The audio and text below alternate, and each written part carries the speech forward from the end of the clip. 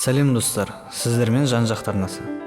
Бауырды тазалаудың қарапайым әдістері. Біз бүгін сіздермен осы тақырыпты қарастыратын боламыз.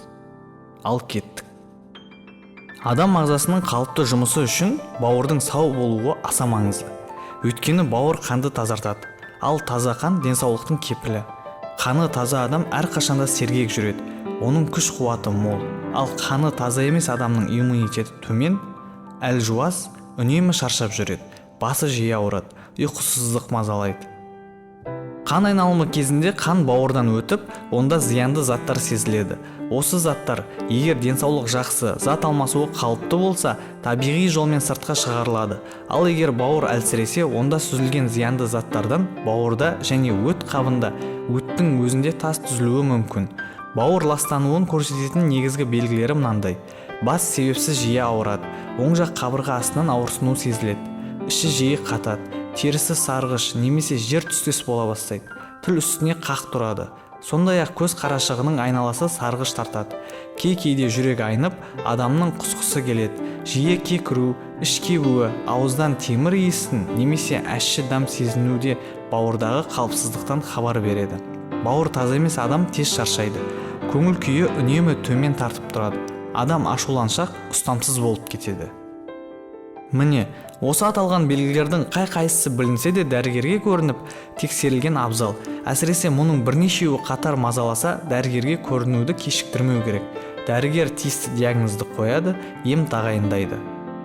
Бауырды өз бетімен тазартуда емдік шөптерді қолдануға болады. Ал енді бауырды тазартуда сізге мынандай шөптер көмекші бола алады: салау бас, бақ-бақ, жусан, жүгері шашағы, сүйел шөп, жалбыз, итмұрын, мыңжапырақ, цикорий қалақай, жолжелкен, дымяшка. Бұлардың өт қуатын қасиеті бар. Оған қоса әрқайсысы бауырдың әр бөлігіне өзіндік әсерін тигізеді. Сондықтан оларды кезегімен немесе бірінен араласқан тұнба жасап қолдануға болады. Сонда бауыр толық әрі жан-жақты тазаланады. Бессмертник бұлардың ішіндегі ең мықтысы саналады. Бауырды зәйтүн майын қолданып тазартуға да болады. Өйткені ол ең күшті өт қуушы өнім. Күніне бір ас қасық зәйтүн майын ішіп тұрса, өт көп бөлінеді де майлар ыдырап, ішек жұмысы жақсарады. Өт бауырда, өт қабында іркілген нақты өзіне тартып, ағзадағы табиғи жолмен шығарады. Бұл майдың экстравижи деп аталатын сұрыбы пайдалырақ. Өйткені ол термиялық әрекетсіз, таза сығынды күйінде алынады. Табылмаса, зығыр немесе самырсын майы да жарайды. Тазартуды күн сайын таңертеңнен бастайды. Аш қарынға бір ас қасық май ішсеңіз жетіп жатыр. Бұндай тазартуды 1 ай, 2 ай, тіпті ай сайын жасауға да болады. Жағдайыңызға қарай көресіз, пайдасы болмаса зияны жоқ.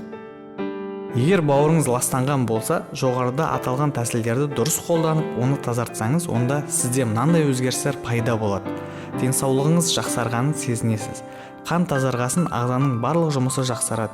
Бастың ауруы жоғалады, тыныс жолы, ас қорыту жақсарады. Ауыздан жағымсыз иіс, ащы дәм жоғалады. Терінің түсі оңалады. Көз қарашығының айналасы өзінің табиғи реңін табады. Көз астындағы қара дақтар, оның қайталанып тұруы жойылады. Тіпті ұсақ әжімдер де жойылады. Өзіңізді жеңіл сезініп, көңіл күйіңіз көтеріледі. Бір шама жасарасыз, тіпті мінезіңіз жұмсарады. Сіздермен бірге болған жан-жақтар арнасы. Қош сау болыңыздар.